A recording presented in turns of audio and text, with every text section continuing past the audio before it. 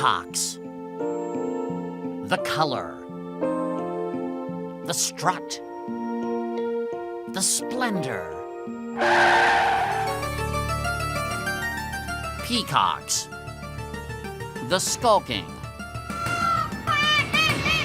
The squawking. The guano. You know, the poop.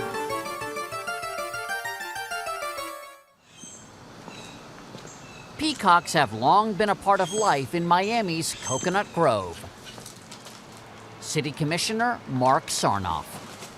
Having lived amongst a brew of them personally. It's a bevy. Is it a bevy? Okay. Yeah. A bevy of them. They can be very noisy. But then again, you get to enjoy their beauty on a Sunday afternoon. And I don't know how many communities across America get to see something as beautiful as a peacock. But lately, the birds have been setting neighbor against neighbor. Even dividing households. I like them strongly. And your wife... She's not so much. No, she doesn't like the peacocks at all. I can go so far as she said she hates them. So does this man, Doc Ward. You ever seen a pile of peacock poop? I hear it stains. A wide area. If I leave my gate open, they will come here and eat the blossoms off of my plants that I plant here. They're wily. Let's say they're wily.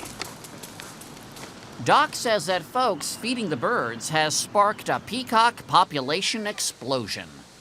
Is someone there? Oh, hi, Patricia Ensign, Mo Rocca, CBS Sunday Morning. Can we speak to you about the peafowl? Retired school secretary Patricia Ensign is an admitted peacock feeder. She didn't want to appear on camera. And why are you feeding them?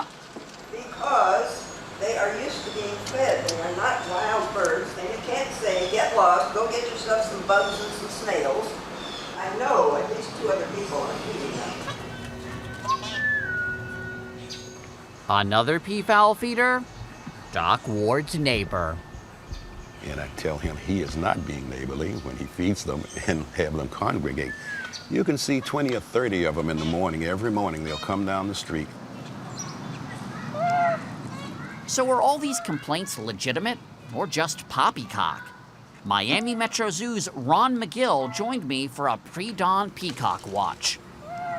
Okay, so that right there on top of the car, that is not a peacock.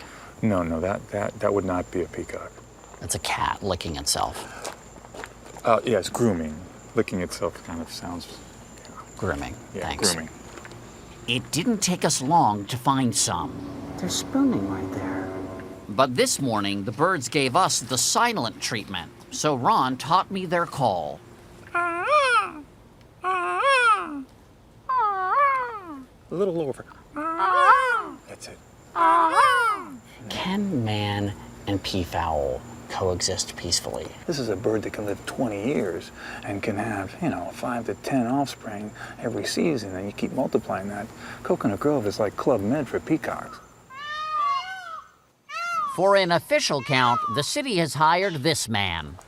I pass through the area once in the morning, once in the afternoon, count the number of visible birds. Peafowl census taker T.L. Riggs.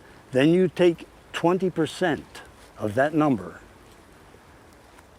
and add it to that number, which allows for the odds of probability that 20%... It's a little bit complicated. Unfortunately, that day, the weather wasn't cooperating. This is not ideal census-taking weather. No, sir. You won't see any birds today. Well, I don't know about you boys, but I'm getting out of the rain. So, what to do with all these frisky peafowl in their Miami heat? Ideas floated include deportation, segregation of the sexes, even a peahen pill. Everything except... What about the Just Say program? No, what the peafowl would just be. You mean means no. Yeah.